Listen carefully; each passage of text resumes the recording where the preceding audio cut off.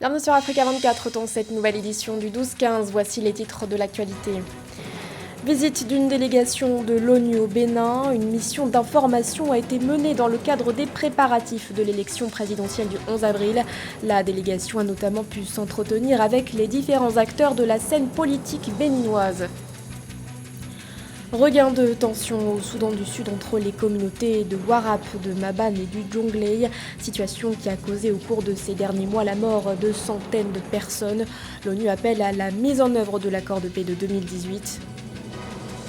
Et enfin, quelle sera la suite du programme pour le championnat d'Afrique du Sud de football? La fédération ne s'est toujours pas prononcée après la suspension de la campagne de vaccination décidée par les autorités. Les détails à suivre dans ce journal. Mais tout d'abord, la visite du président djiboutien Ismaël Omar Guelleh se poursuit à Paris. Après une visite au siège du MEDEF et au Sénat ce 11 février, le chef de l'État djiboutien était aux Invalides ce matin à l'occasion d'une cérémonie d'hommage. Le président djiboutien est ensuite attendu à l'Élysée pour un déjeuner avec son homologue français Emmanuel Macron. Point fort de cette rencontre, les deux chefs d'État devraient renégocier l'accord de défense entre les deux pays. Un accord fondamental pour la France car Djibouti abrite la plus grande base militaire française, lui permettant ainsi de déployer des forces rapidement dans la sous-région en cas de conflit. Les investissements économiques français devraient également être au menu des discussions. Elle était en visite au Bénin avant la tenue de la présidentielle du 11 avril. Une délégation des Nations Unies s'est rendue à Cotonou pour une mission d'information centrée sur l'organisation du scrutin. Cette délégation, conduite par le diplomate Mohamed Ibn Chambas, a pu ainsi recueillir les attentes des acteurs politiques béninois vis-à-vis de cette échéance électorale. Plus de précisions dans ce reportage de notre correspondant Leftiounou. Dans le cadre de la présidentielle du 11 avril 2021, le représentant spécial du secrétaire général des Nations Unies et chef du bureau des Nations Unies pour l'Afrique de l'Ouest et le Sahel s'est entretenu avec des présidents d'institutions, la classe politique et le chef d'État Patrice Talon. Cette mission d'information vise à évaluer l'état des préparatifs de l'élection présidentielle du 11 avril pour un scrutin apaisé, transparent et inclusif. Mohamed Ibn Chambas et sa suite ont recueilli les préoccupations des acteurs politiques, dont ceux de l'opposition, qui ont formulé des attentes vis-à-vis de l'institution.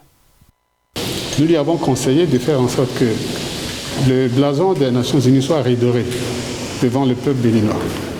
Et nous lui avons naturellement expliqué que les verrous mis en place par le régime de Patrice Talon ne sont pas de nature à favoriser une élection inclusive, transparente, crédible. Nous avons demandé au chef de l'État et aux siens d'ouvrir un dialogue pour que les Béninois s'asseyent et qu'ils parlent, qu'ils corrigent les imperfections liées au système, que l'élection soit l'élection de tous. Préalablement à Cotonou, dans le cadre d'une mission d'information en marge des législatives du 28 avril 2019, le rapport de Ibn Chambas à la fin de cette mission n'a pas comblé les attentes des partis d'opposition qui ont été exclus du processus électoral, occasionnant une crise politique sans précédent avec des violences post-électorales, des morts et des arrestations, selon un rapport d'Amnesty International. Il y a beaucoup de rapports qui sont parvenus à l'ONU, au bureau des droits de l'homme, de l'ONU et tout. Mais qu'est-ce que l'ONU en fait? Si aujourd'hui l'émissaire de l'ONU est au Bénin, rien que pour apaiser les uns les autres et demander à ce que le dialogue prédomine, je suis tenté de dire, mais de quel dialogue s'agira-t-il? Ce sera le dialogue des sourds ou le dialogue des braves? A noter que cette mission de l'ONU rentre dans le mécanisme de paix de l'institution pendant que l'opposition exige un retour à l'ancienne loi électorale qui ne prescrit pas le parrainage pour préserver la paix et la cohésion nationale. Par ailleurs, le processus électoral suit son cours sur la base des nouvelles lois électorales qui instituent le parrainage des duos candidats. Dans le reste de l'actualité au Sénégal, l'Assemblée nationale a enclenché ce 11 février la procédure de la levée de l'immunité parlementaire d'Ousmane Sonko. La procédure avait été déposée ce 9 février par le ministère public. L'opposant est accusé de viol et de menaces de mort par une jeune salariée d'un salon de massage à Dakar. Des accusations qu'il nie fermement. Le député dénonce par ailleurs un complot. Prochaine étape dans cette procédure, une commission ad hoc devrait être créée ce 15 février. Cette commission, qui sera composée de 11 membres, sera chargée d'examiner ce dossier.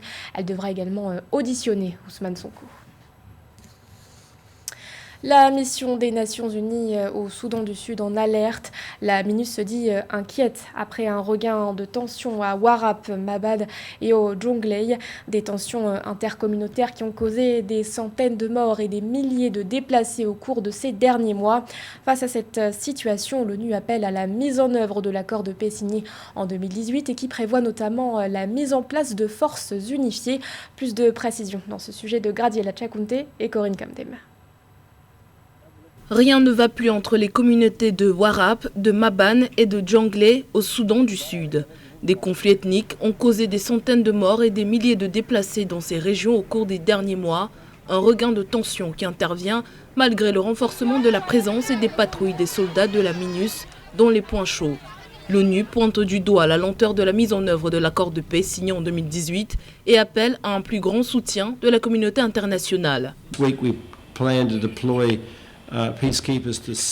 Cette semaine, nous prévoyons de déployer des soldats de la paix dans 7 bases d'opérations temporaires à travers le pays. Notre sentiment très fort est que si nous pouvons nous déployer tôt dans la saison sèche, nous aurons de meilleures chances de réussir à prévenir la violence avant qu'elle ne se produise. Cependant, certains endroits ont été difficiles à atteindre. Nos efforts pour atteindre Romish à Warrap, par exemple, ont été continuellement bloqués sur le terrain. En fait, nous avons une patrouille en route, maintenant, qui est bloquée depuis 5 jours.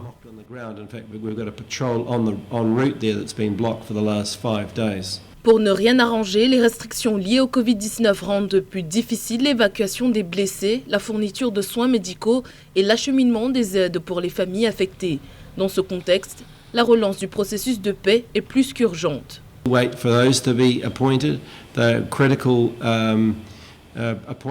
Nous attendons toujours la nomination des commissaires du comté. Ce sont des positions critiques compte tenu de l'ampleur de la violence infranationale. Nous avons également des problèmes liés à la constitution et à l'unification des forces, qui sont des aspects importants du processus de paix qui ne sont toujours pas résolus.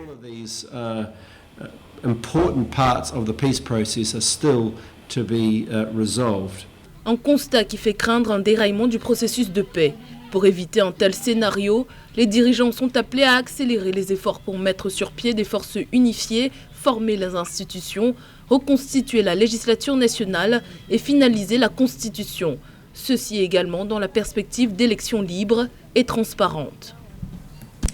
À l'heure où la crise sanitaire affecte les économies africaines, comment la Tunisie compte-t-elle financer son budget 2021 ?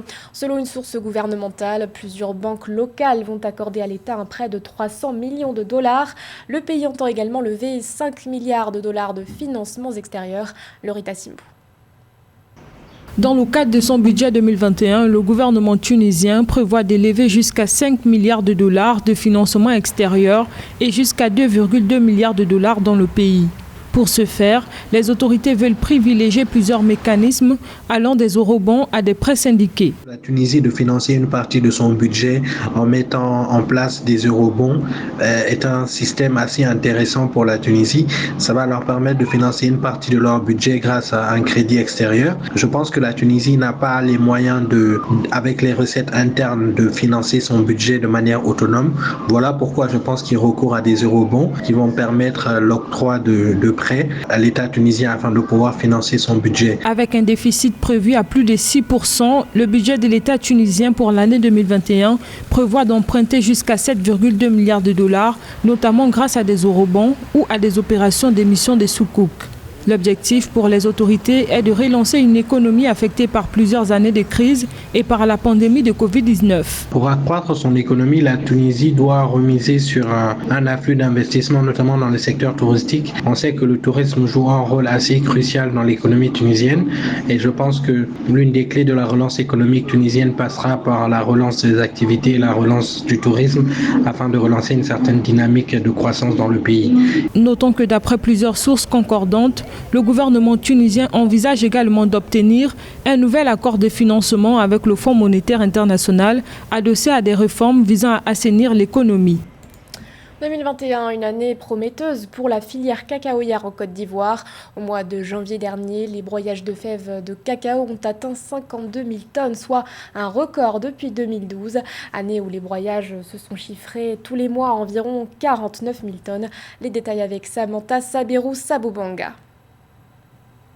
En Côte d'Ivoire, les broyages de cacao ont connu un record en janvier 2021. En effet, le premier producteur mondial de cacao vient de battre son niveau mensuel de 2012 de transformation de cacao. Malgré la pandémie du coronavirus, les activités du secteur ont bien démarré cette année. Selon les données du groupement professionnel des exportateurs de café cacao, le volume de fèves transformées s'est établi à 52 000 tonnes en janvier dernier. Depuis quelques années, les autorités ivoiriennes ne cessent d'encourager à travers diverses mesures le broyage du cacao à l'intérieur de leurs frontières afin de créer plus de valeur ajoutée à la production cacaotière du pays. D'autant plus que le broyage permet aux entreprises dans le domaine d'économiser sur les coûts de transport et les salaires. La hausse du broyage en Côte d'Ivoire, qui est en partie imputable à l'installation de nouvelles unités de traitement, laisserait penser que cette stratégie commence à porter ses fruits. Cette hausse de 8% par rapport à la même période en 2020 représente surtout le plus important niveau enregistré par l'activité du secteur depuis 2012 où les broyages avaient atteint mensuellement 49 000 tonnes en moyenne. Pour le compte de la campagne 2020-2021, un total de 199 000 tonnes de fèves ont été transformées entre le 1er octobre 2020 et le 31 janvier 2021 contre 191 000 tonnes un an plus tôt. Pour maintenir la hausse du broyage, il faudra sans doute accroître les capacités de traitement du pays en investissant davantage dans le secteur. Une nécessité quand on sait que la demande mondiale des produits du cacao reste relativement épargnée par la crise que nous connaissons et devrait même s'accroître dans les années à venir. Cela aussi devrait permettre à la Côte d'Ivoire de tirer davantage profit des dividendes de transformation des fèves du cacao. Notons que la Côte d'Ivoire dispose d'une capacité de broyage de 712 000 tonnes de cacao par an. Parmi les principaux transformateurs du pays figurent le Suisse Barry Callebaut, le Singapourien Olam et l'Américain Cargill. Un mot de sport à présent. Quelle sera la suite du programme pour le championnat d'Afrique du Sud de football? La compétition se retrouve menacée après la décision des autorités sud-africaines de suspendre la campagne de vaccination. Pour le moment, aucune décision n'a été prise par la fédération. Le point avec José Douglas. Un championnat qui est à sa 15e journée est dominé en ce moment par le club de Mamelodi Sundowns, l'équipe du candidat à la présidence de la CAF, M. Patrice Motsepe. Elle devance Supersport United, 3e Moroka Charros, 4e Golden Arrows, suivi d'Orlando Pirates et plus bas Maritzburg, 14e, 15e TTM Shakuma et 16e et dernier Black Leopards. Mais voilà, l'Afrique du Sud est fortement touchée par la pandémie de Covid-19. Le pays a enregistré près d'1,5 million de cas de coronavirus et plus de 46 000 décès depuis le début de la pandémie. Un bilan plus élevé que dans tout autre pays du continent. Un constat s'impose. C'est une question assez difficile. Faut voir aussi avec les personnes qui sont au pouvoir. Je ne connais pas les chiffres officiels. Peu de personnes les connaissent. Ensuite, c'est une décision à prendre pour l'économie aussi du pays, l'économie sportive, l'économie de ces clubs. On a vu que en Europe, il y a eu aussi des décisions parfois d'arrêter le championnat, comme en France, parfois de continuer. Moi, je pense sincèrement que s'il y a possibilité de préserver les sportifs et de préserver une éventuelle fuite du virus, pourquoi pas continuer avec des mesures sanitaires appropriées. L'Afrique du Sud a reçu 1 million de doses du vaccin Oxford AstraZeneca et se préparait à commencer à vacciner la population. Le ministre de la Santé, Zweli Mkhize, a annoncé que son gouvernement attendrait de nouveaux conseils sur la meilleure façon de procéder avec le vaccin AstraZeneca à la lumière des résultats. L'Afrique du Sud suspend donc le déploiement du vaccin, mais n'a rien décidé pour l'ensemble du sport et le championnat de football, mais beaucoup de craintes sont à observer. Oui, moi je pense qu'il faut continuer à jouer et puis c'est des milieux quand même assez préservés. Quand on voit les sportifs, les footballeurs, les clubs, à partir du moment où ils font des tests régulièrement, pourquoi pas? Le problème de l'Afrique du Sud, c'est que là, ils sont vraiment très mal partis, d'autant plus que les derniers vaccins qu'ils ont reçus ne sont pas valables contre le variant sud-africain, et ça va être très difficile.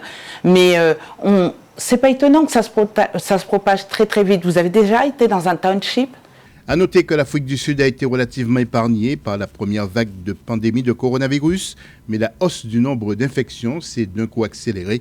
Seychelles, Maurice, le Maroc et l'Algérie ont commencé à vacciner la population et certains championnats sont maintenus, mais avec vigilance et des mesures sanitaires. Ce journal a été réalisé par l'ensemble de la rédaction. Merci de votre fidélité. L'actualité continue sur Africa 24.